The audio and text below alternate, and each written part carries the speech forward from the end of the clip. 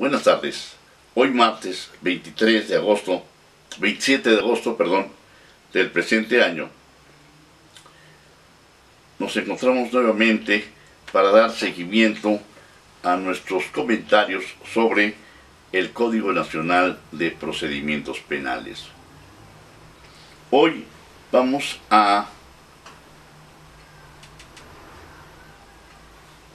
revisar los artículos 314, 315 en relación a los artículos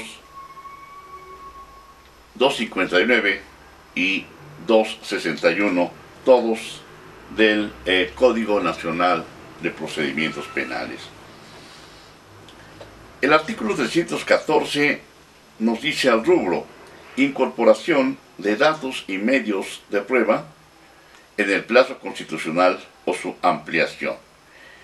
El imputado o su defensor podrán, durante el plazo constitucional o su ampliación, presentar los datos de prueba que consideren necesarios ante el juez de control, exclusivamente en los casos de delitos que meriten la imposición de la medida cautelar de prisión preventiva oficiosa u otra personal, de conformidad con lo previsto en este código. El juez de control podrá admitir el desahogo de medios de prueba ofrecidos por el imputado o su defensor, cuando al inicio de la audiencia o su continuación justifique que ello resulta pertinente. Aquí tenemos que entender que normalmente lo que se presenta, de acuerdo a la mística de este nuevo sistema, es que en la primera fase, en la primera etapa, lo único que se maneja son datos de prueba. Y en este caso, de delitos de prisión preventiva oficiosa, se admiten los medios de prueba. Aquí hay que hacer la aclaración. Según el delito, según el abogado, según el imputado, tenemos muchas variantes.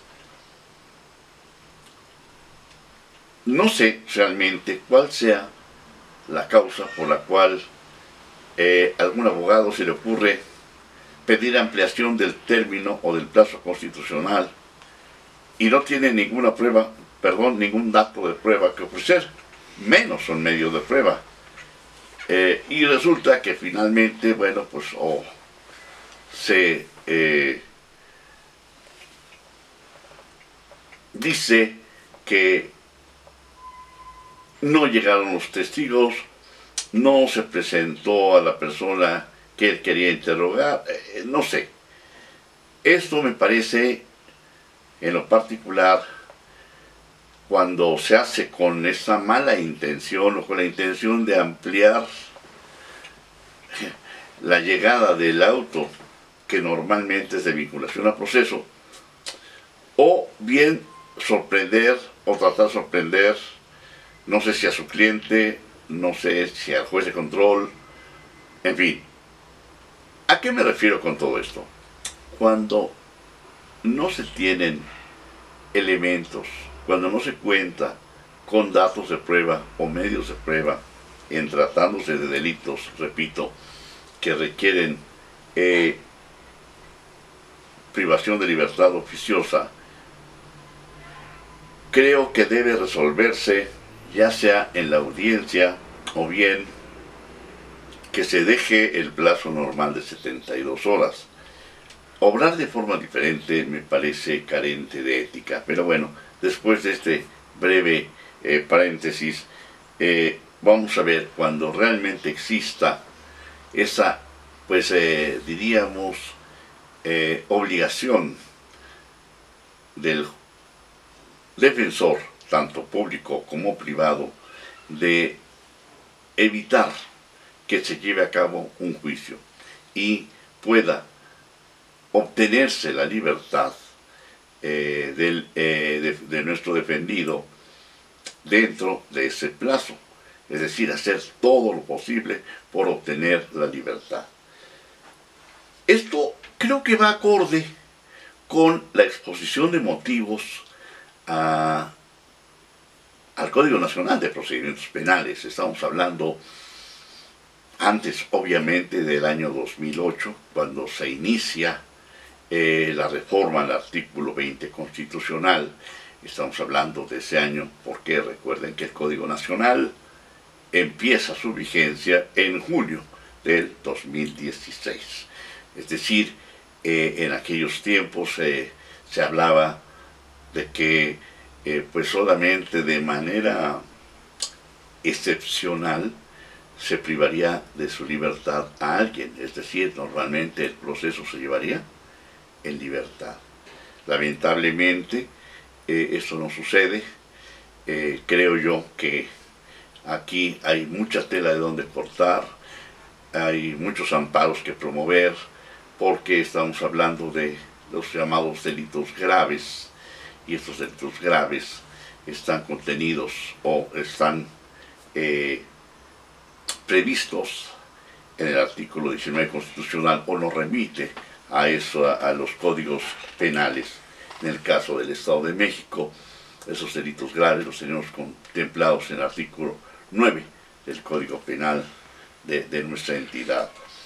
Y esto definitivamente pues ha provocado que todos los reclusorios estén sobresaturados, es decir, la reforma constitucional en su idea originaria parece que no funcionó. Entonces ahora, perdón por la expresión, le toca a los defensores tratar de obtener a como de lugar esa libertad, digo, dentro de los cauces legales, desde luego, pero buscar todos los elementos suficientes y necesarios para poder obtener un auto de no vinculación a proceso.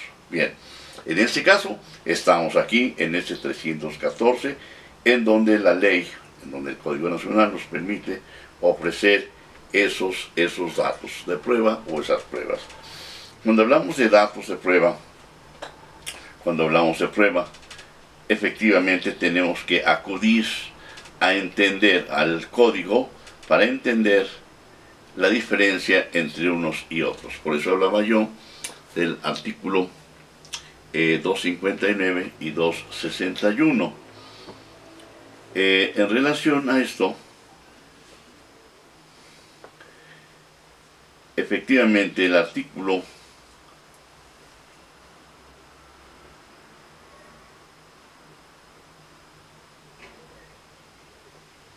261 establece datos de prueba, medios de prueba y prueba, es decir, la diferencia. ¿Qué es el dato de prueba? El dato de prueba es la referencia al contenido de un determinado medio de convicción aún no desahogado ante el órgano jurisdiccional, que se advierta idóneo y pertinente para establecer razonablemente la existencia de un hecho delictivo y la probable participación del imputado. Los medios de prueba o elementos de prueba son toda fuente de información que permite construir o reconstruir más bien los hechos. Bueno, aquí si se dan cuenta hay mucho que comentar por la redacción tanto del primer párrafo que acabo de leer como de este que nos ocupa, respetando las formalidades procedimentales previstas en cada uno de ellos. Se denomina prueba a todo conocimiento cierto o probable sobre un hecho, que ingresando al proceso por medio de prueba en una audiencia y desahogada bajo los principios de inmediación y contradicción, sirve al tribunal de enjuiciamiento como elemento de juicio para llegar a una conclusión cierta sobre los hechos materia de acusación. Hasta aquí creo que quedamos más o menos con la idea de que podemos ofrecer, si no se trata de un delito que se persiga de oficio, solamente datos de prueba. En caso de que la ampliación sea porque el delito que se persigue es un delito de oficio, es decir, que permite la privación de libertad o la libertad preventiva, entonces podrán ofrecerse medios de prueba. Y por hoy, hasta aquí le dejamos, deseándoles que tengan ustedes una excelente semana. Muchas gracias, buenas tardes.